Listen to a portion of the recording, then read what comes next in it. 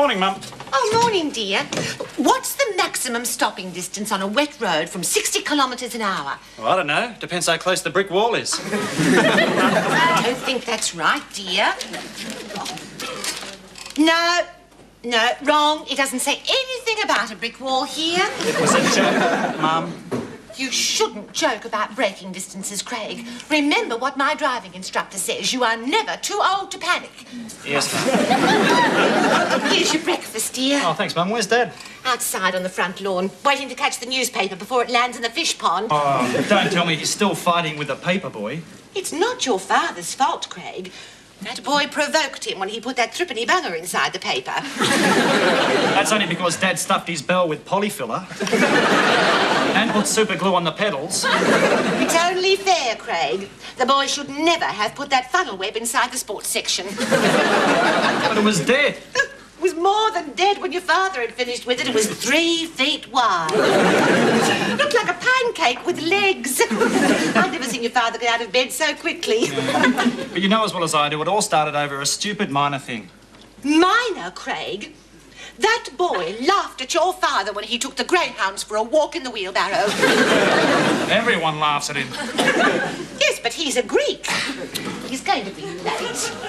Ted! If you don't hurry up, you're going to be late. How are rehearsals going at your little uni drama thingy? Oh, good. We open tomorrow night. You coming? Well, we'll see, dear. You know how your father is about culture dues. I'll never forget that time Greta and Bruno gave us their front row tickets to the opera. Oh, it was so embarrassing. Joan Sutherland stopped singing every time he turned the page of his newspaper. Bloody wad paper boy! Oh, Straight in the fish pond. Just about knocked the scales off poor little Dawny. Poor little Dawny. The way you've been feeding her, she's just about as big as the real Dawn. Listen, boy, I've had quite enough of your smart-ass university jokes about Dawn Fraser. She's one of the most successful women ever in the history of Australia. She owns a pub. It's a real one, Craig. She bought it with her OBE. Look, my newspaper's all stuck together now. Oh, look at that. Tammy Fraser's got a falcon in her mouth. Still, I suppose it's big enough. Then again, it's typical of falcon drivers. They'd park anywhere. You coming to see me in the show, Dad? Show? What show? At the uni tomorrow night. You know, the Med Students Review. The show we put on every year. You in a show? The only show you'd be any good in is the Royal Show with a ring through your nose. No, Ted. Craig's a very good actor. He's the star. That'd be right. Twinkle, twinkle, little poof.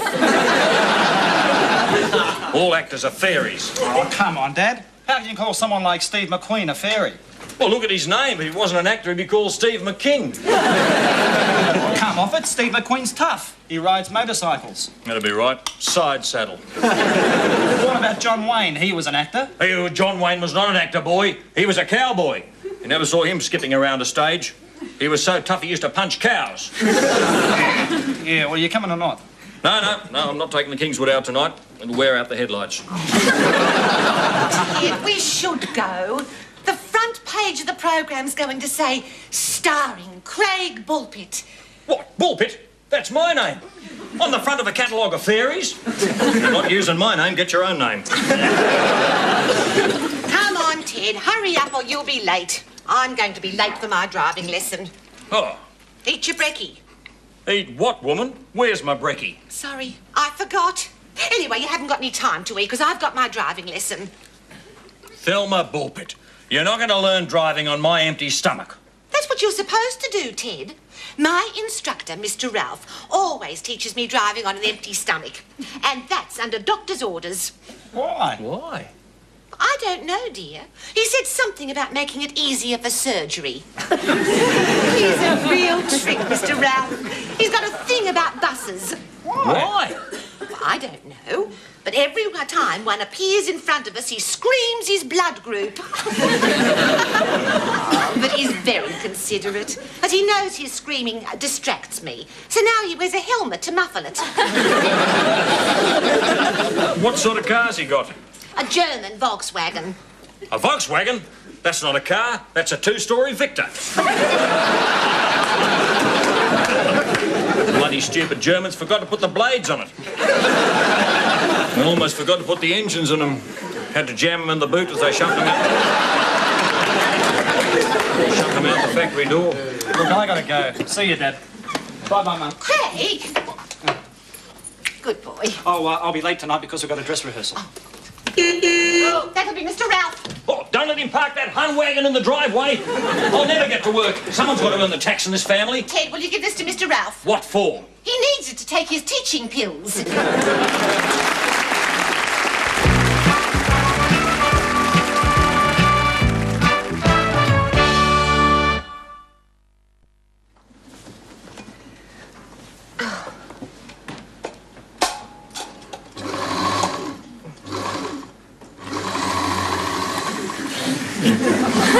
Steering wheel. Clutch. No. Brake pedal. No, gear stick pedal.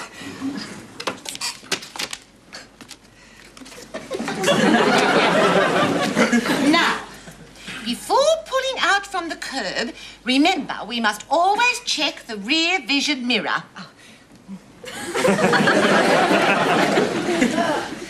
Before proceeding, be sure to look both ways.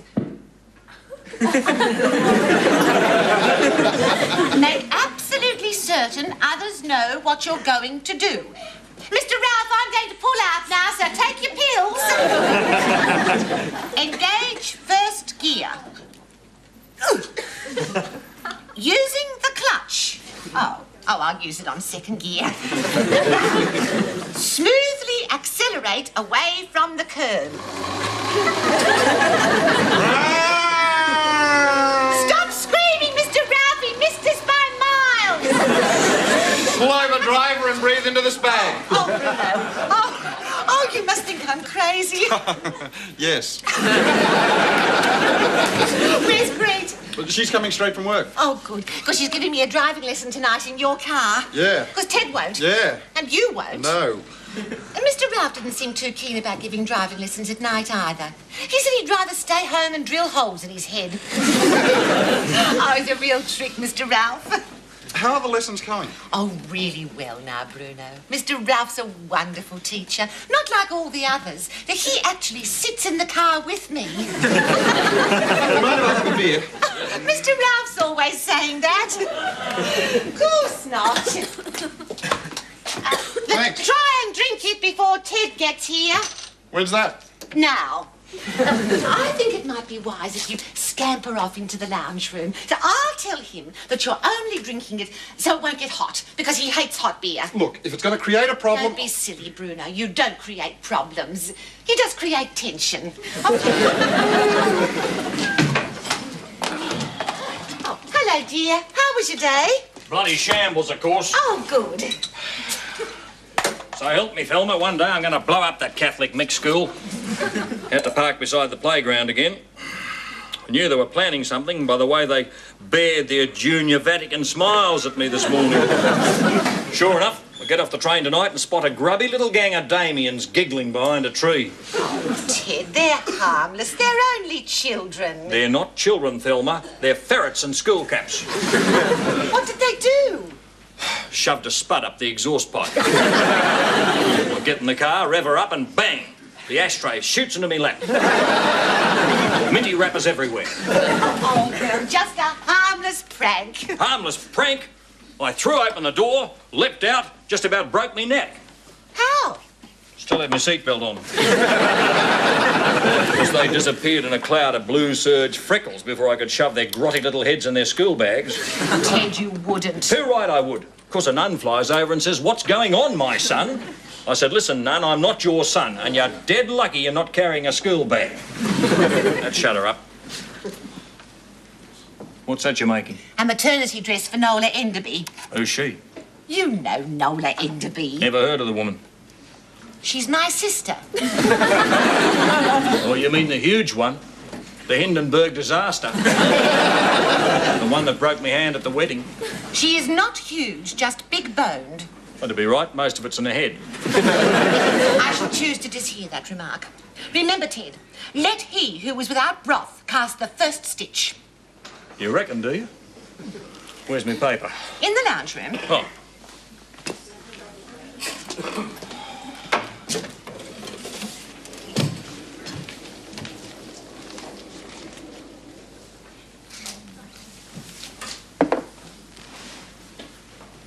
G'day.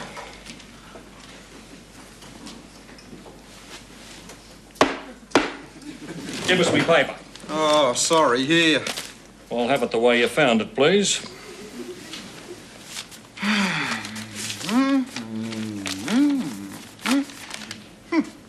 And put it back where you found it. Right. Oh, look.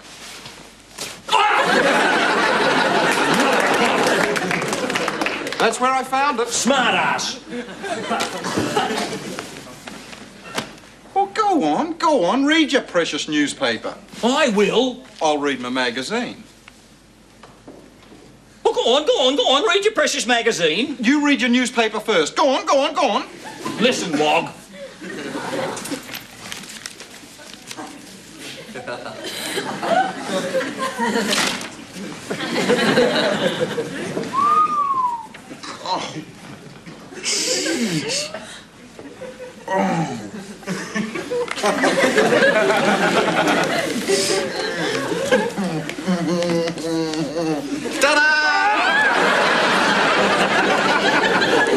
Something wrong with you, Mr. Bullpit? There's nothing wrong with me, mate. I'm normal. I don't like looking at naked girls. There's definitely something wrong with you. There's nothing wrong with me, mate. I'm Australian.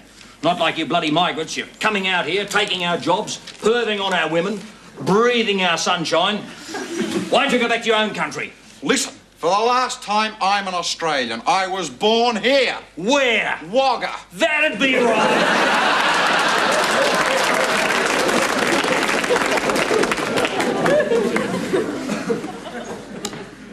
Where'd you park that flaking purple vehicle of yours? Out in the street. That'll be right. Valiant dandruff clogging up the drains. G'day, Dad. G'day, Bruno. Yeah. G'day, Craig. Oh, is that the new Playboy? The one with the article about Joe Bjelke-Peterson? Joe Bjelke-Peterson and a nudie roar. Bull. Dad. That's right. Good old Jack Boot Joe's this month's playmate. See? He's holding a little peanut in front of him. I suppose you think you're funny. Well, you're not. You're just a couple of pervs. Oh, Dad. Don't you dad me, boy. I'm your father. When I was a boy, we were too poor to perv. Oh, come on. No, it's true. Me and my little brother had to plough 20 acres with an egg beater to earn enough money to go to town and perv through a window of a bra shop. Things were tough during the Depression. Rubbish. Don't you rubbish me, boy. I'm your father, and I'll never let you forget it. I'm going out to good over greyhounds. How's the play coming along? Oh, good. We open tomorrow night. You nervous? Nah. I just have this terrible fear I'm going to walk out on stage with my fly open. You'll be right. Yeah. Look, there's one sketch worrying me. Would you go through my lines? Sure. It's page 12. Right. You read, Jack. Who's playing Melissa? I am. Why? I got the best legs. Oh, hello, Mum. Oh, Greta, you're here, Greet. Yes, Mum. Oh, good girl, Greet. I'm here, Bruno. Hello. Sorry I'm late, Mum. Something terrible happened to the boss today. What? He had to work. Greta, you're in the public service. You must be exhausted. Oh, it's all right. It was only a couple of hours, so he put it off so we could get the overtime. Now, Greta, when we go out driving tonight, we must remember to keep all the doors locked. Why? Men have been known to attack ladies like us. No, they haven't. Bloody greyhounds, look at that. How dare they bite the box that feeds them? Dad, we're about to go, dear. Oh, may God go with you. I'm sorry. I cannot hide my feelings anymore. I love you. I can't fight it either. I love you too. Oh, thank God. I thought I was going crazy. They'll say it's wrong, you know. I don't care anymore. If you can live with the shame, so can I. Quick, darling. Before my wife gets back, kiss me.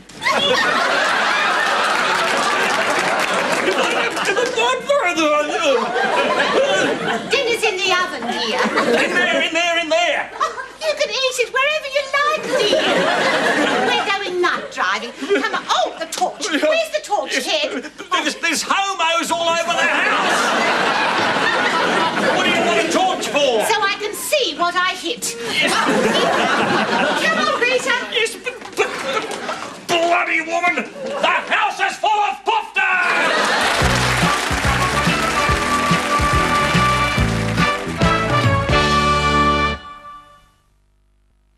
Morning, Mum. Morning, dear. Morning, Dad. You all right? There's nothing wrong with me. Filma? You got something stuck in your throat, dear. Go away! But I'm cooking breakfast. Cook it in the backyard. All right, but you'll have to light the barbie. Will you go away? I want to have a man's talk with Craig. Oh, I'm sorry. I'll just go out and prune the barbie, Ted.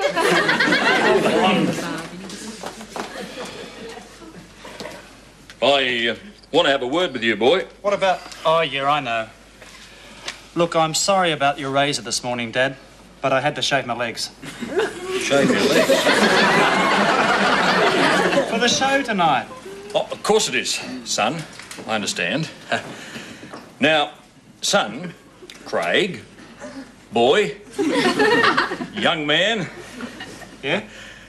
I've thought about this and I reckon it's your mother's fault.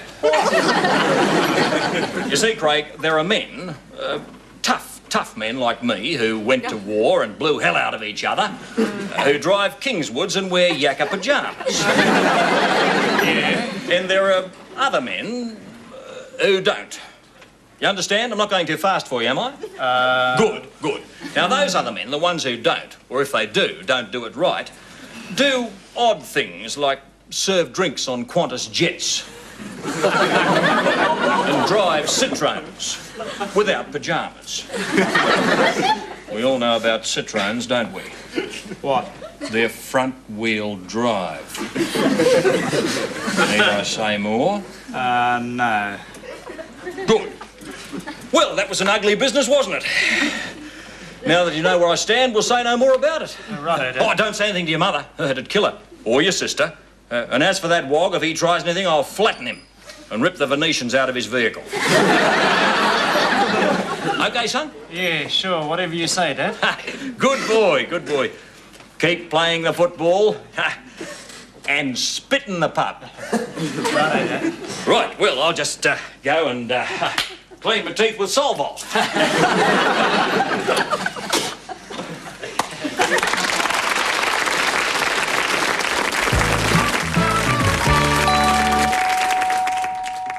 That's the front doorbell, Ted. Someone must be at the door.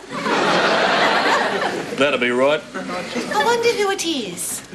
I hope it's Greta and Bruno. Do you think Greta and Bruno be here yet, Ted? Open the bloody door, woman. Yes. Oh, look, Ted, it's Greta and Bruno. Hi, Mrs. Hello, B. dear. Where's the star of the family? In the bedroom, trying on his acting clothes. I've only just finished taking them up. Go and say hello to your father. Now, come on. Hello, Dad. G'day. Nice night, isn't it? Not anymore, it isn't. How about a celebration drink? Would you have a prang in the Valiant, did you? No. Nothing to celebrate then, is there? Dad, it's Craig's big night. Are you coming? No, I'm going to stay home to have my big night out. It's cheaper. Big nights don't grow on trees, you know. Oh, that'll do. Craig, it will not do. You do it up properly. I'd be so embarrassed if you walked on stage and your zipper popped open. Seeing as how we're staying home for our night out, and seeing as how it's Craig's big night, I don't think it's right for the star of the show to arrive on the number 10 bus. So can he have the keys? The Kingswood? He's not taking the Kingswood. I just glad wrapped the number plate. No, he's not taking the Kingswood anywhere, especially not the university. I don't want all those campuses wrecking the Duco. And that's fine. What do you reckon? Wonderful. Geez, mate, you have got the best legs. My brother, the star. Oh, come on, Craig. Hurry up or you'll be late. Get changed. Oh, Ted. Yep, Ted, Craig's about to go now. Aren't you going to wish him luck? yep. Well, go on. Good luck. Bloody mother of God! Craig, he's so thrilled for you. He fainted.